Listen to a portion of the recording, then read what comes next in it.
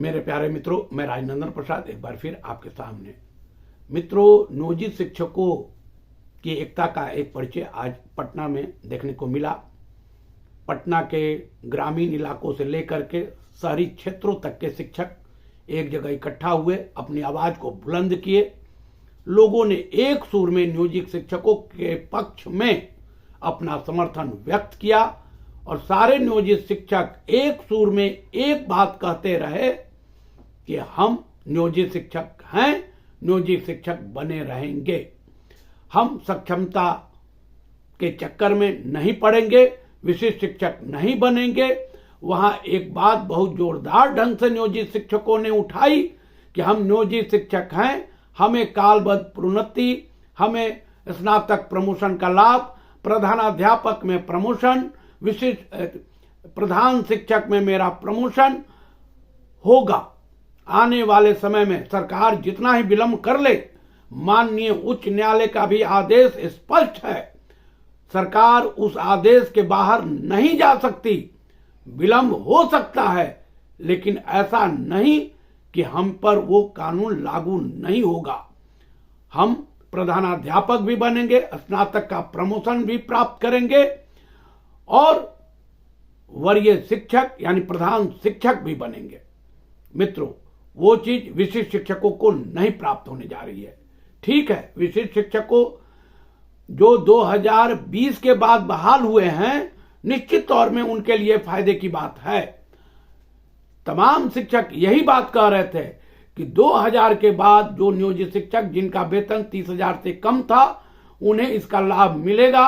वो अगर गए हैं तो अच्छी बात है, लेकिन सारे नियोजित शिक्षक जो 2006 या शिक्षा मित्र से प्रखंड शिक्षक बने, उन तमाम शिक्षकों के लिए ये कहीं से फायदेमंद नहीं है।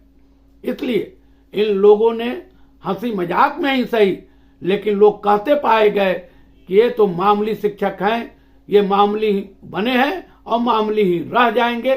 सरकार इनको झांसा में लेकर के बेवजह इन्हें परेशान कर दी और ये परेशान हो गए। ठीक है, अभी पहले 3 जिला का प्रमोशन मांगा, फिर इन्होंने 10 पंचायत और 10 अनुमंडल का विकल्प मांगा, फिर इन्होंने उसी स्कूल में कर दिया। सरकार की इस नीति को कोई नहीं समझ सकता। एसीएस साहब बार बार कह रहे हैं यह राज्य स्तरीय शिक्षक का संवर्ग है, इसलिए हमको जब मौका मिलेगा, जहां मौका मिलेगा, हम इनका ट्रांसफर पोस्टिंग करेंगे ही। समय का इंतजार कर रहे हैं लोग, निश्चित तौर पर उस दिशा में ये लोग काम करेंगे, क्योंकि एसीएस साहब का स्पष्ट मत है कि जो ग्रामीण इलाके में जो वर्षों से हैं, उनका स्थानांतरण करना लाजमी है, क्योंकि उनके नजर में वो शिक्षक स्कूल नहीं जा रहे हैं। आश्चर्य तो इस बात का है कि वे तमाम शिक्षक ऑनलाइन अटेंडेंस बना रहे हैं, स्कूल में रह रहे हैं, और आज के दौर में जब सोशल मीडिया इतना एक्टिव है, किसी स्कूल में अगर टीचर नहीं पहुंचे तो ग्रामीण सोशल मीडिया पर भर देते हैं। जगह नहीं बचती है कि क्या लिखें। लोग एक के बाद एक सोशल मीडिया पर लिखना शुरू कर देते हैं कि फला शिक्षक फला स्कूल में उपस्थित नहीं है, वो आते हैं और भाग जाते हैं। इसका मतलब है कि कोई नहीं लिख रहा है। इसका मतलब है कि सारे शिक्षक समय पर जा रहे हैं, समय पर आ रहे हैं, स्कूलों में पढ़ाई हो रही है, गुणवत्तापूर्ण शिक्षा प्राप्त हो रही है बच्चों को, इसलिए कहीं कोई कंप्लेन नहीं है। फिर भी सरकार की मंशा कहीं ना कहीं खटकती है इस बात को लेकर कि वो शिक्षकों पर पड़ी हुई है। अन्य विभागों की स्थिति कोई देखने वाला नहीं है। वहां अटेंडेंस कब बना, कब आए, कब चले गए, कोई माई बाप नहीं है। लेकिन सरकार एक सूत्र में शिक्षकों के ऊपर लगाए हुए हैं लोग, और वे लोग जितना प्रताड़ित कर सकें प्रताड़ित करने में लगे हुए हैं। खैर, शिक्षक भी सावधान है। शिक्षक को अपने काम से मतलब है, शिक्षक को पढ़ाना है, वो बच्चों को पढ़ा रहे हैं, बस इतना ही से वो मतलब रखते हैं। और सरकार क्या सोचती है क्या नहीं सोचती, अब उसकी फिक्र करना उन्होंने छोड़ दिया है।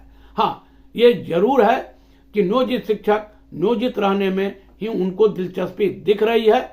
वो आपस में एकता बना रहे हैं और अपने भाईचारे के बल पर और आगे की रणनीति भी वो तय करने वाले हैं, जो भविष्य में वो दिखाई देगा। प्यारे मित्रों, प्रधान शिक्षक की पोस्टिंग होनी है। देखिए, फिर वही कहानी चलना शुरू हो गया। प्रधान शिक्षक की पोस्टिंग करनी है, रिजल्ट आ चुका है। अब क्या हो रहा है कि पहले 3 जिला मांगा गया कि 3 जिला का ऑप्शन दीजिए। डरते डरते सारे शिक्षकों ने प्रधान शिक्षक के लिए 3 जिला का विकल्प दिया। अब सुनने में आ रहा है कि 3 प्रखंड मांगा जा रहा है। शिक्षकों का कहना है कि 3 प्रखंड ही क्यों, हम 3 स्कूल का विकल्प देते हैं, आप उन 3 स्कूलों में मेरा पोस्टिंग कर दीजिए। इसी जद्दोजहद में अभी पोस्टिंग नहीं हुई है। देखते हैं भविष्य में कितना जल्द प्रधान शिक्षक की पोस्टिंग हो पाती है।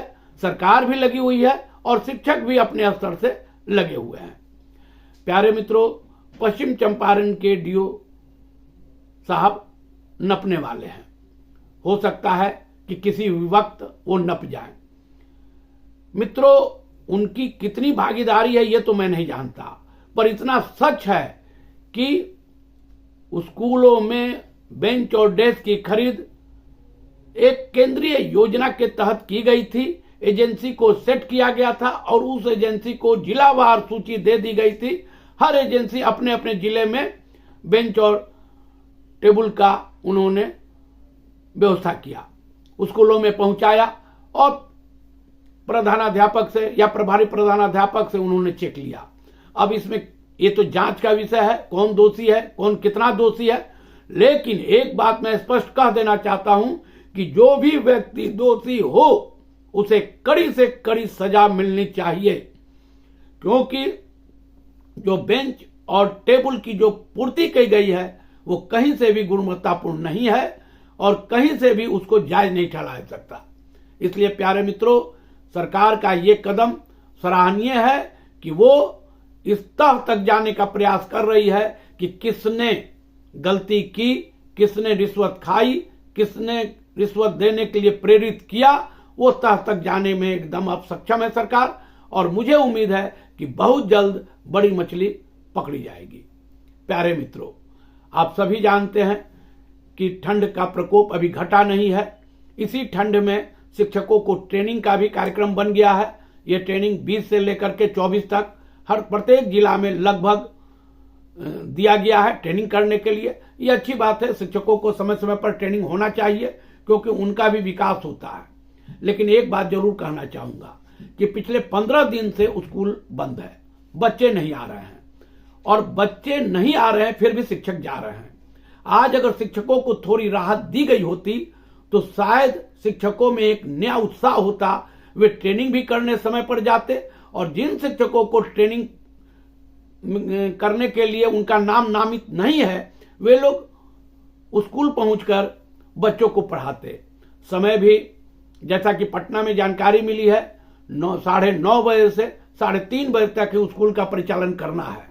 अब बच्चे 3:30 बजे चले जाएंगे।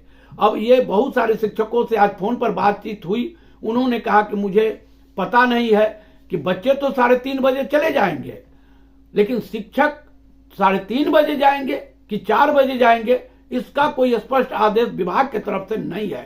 वो भी संशय की स्थिति में है। ठीक है, आधे घंटे की ही बात है, लेकिन अगर 3 बजे 3:30 बजे स्कूल में से बच्चे चले जाते हैं तो शिक्षकों को 4 बजे तक रहने का कोई औचित्य नहीं है।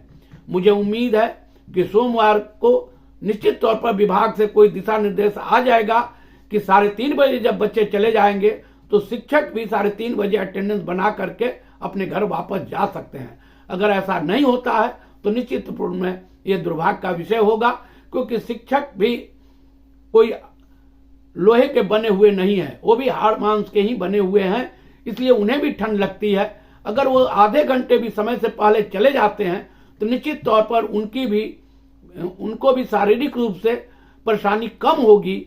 और वो समय से पहले अगर जाते हैं तो फिर आने वाले समय में जैसे ही 9:30 से 4 बजे तक का स्कूल का समय सारणी किया जाएगा तो उस वक्त भी वो मन लगा के बच्चों को पढ़ाने में अपना समय लगाएंगे। प्यारे मित्रों,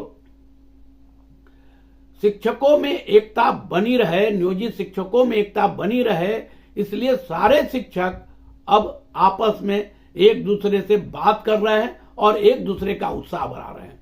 इसलिए एक ही निवेदन है सारे शिक्षकों से कि आप लोग एकता बनाए रखें और धीरे धीरे आगे बढ़ें।